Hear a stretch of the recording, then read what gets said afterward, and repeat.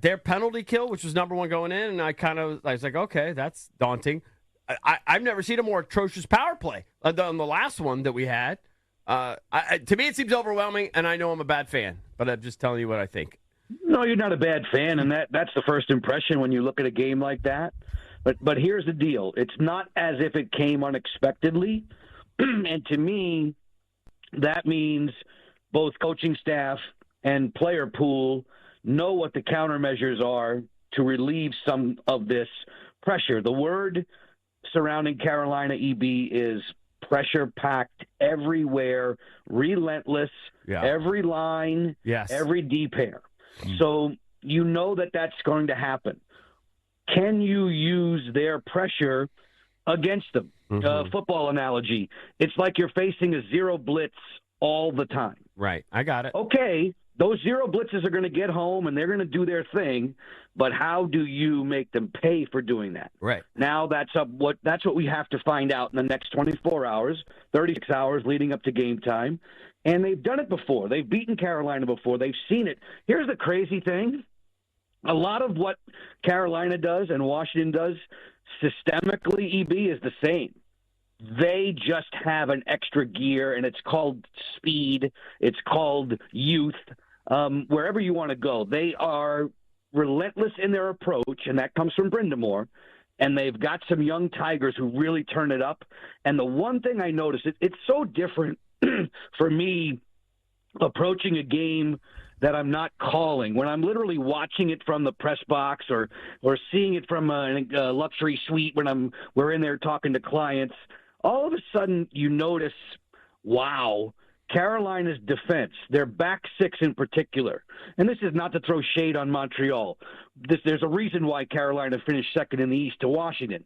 Their defense is so good, bigger than Montreal's, more mobile even to some degree. Brent Burns at 40 years old can still really play. There are a lot of obstacles, EB, but there are ways to counteract those.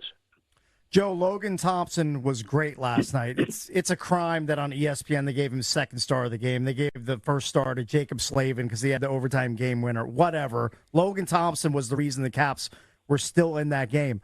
My question is, how good was Frederik Andersen? Because we don't really know because the Caps only put 14 shots on net. I feel like you can take advantage of him, but not if you're only firing less than 15 shots on the cage. Yeah, but Cakes, you're going to have to be really economic in this series. You're not going to have 20, 30 chances per game. You know, you're just not going to.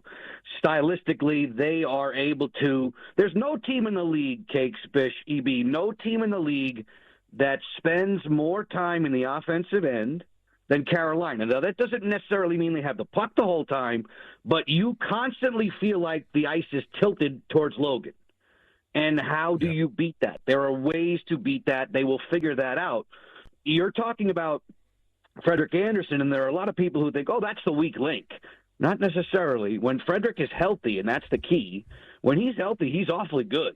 He has just been so beset by injuries for so many years, regardless of the city in which he's played, that he hasn't been around all that much.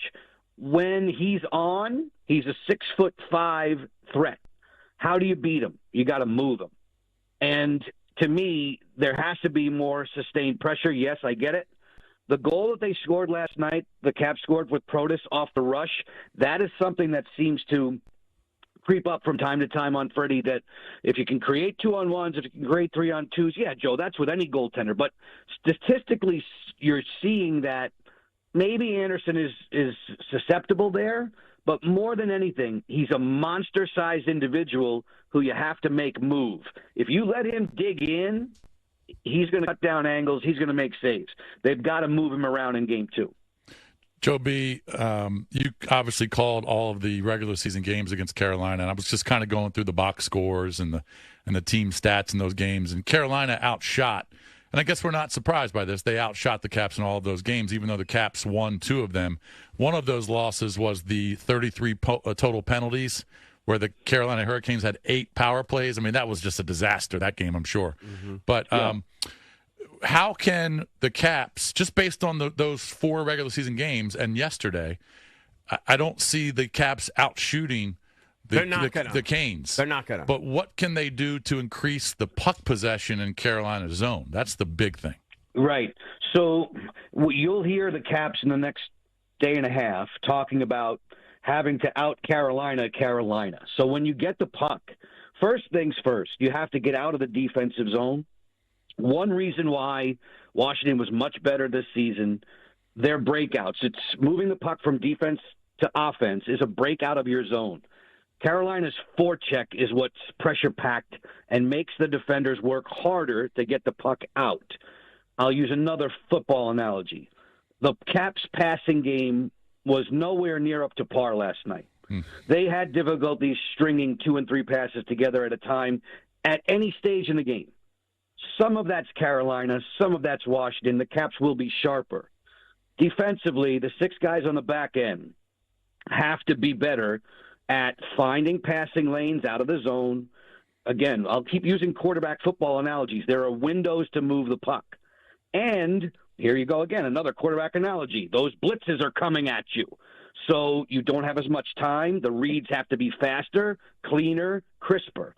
These are things that are going to get better as the series goes along. They have to, or else it'll be a quick series.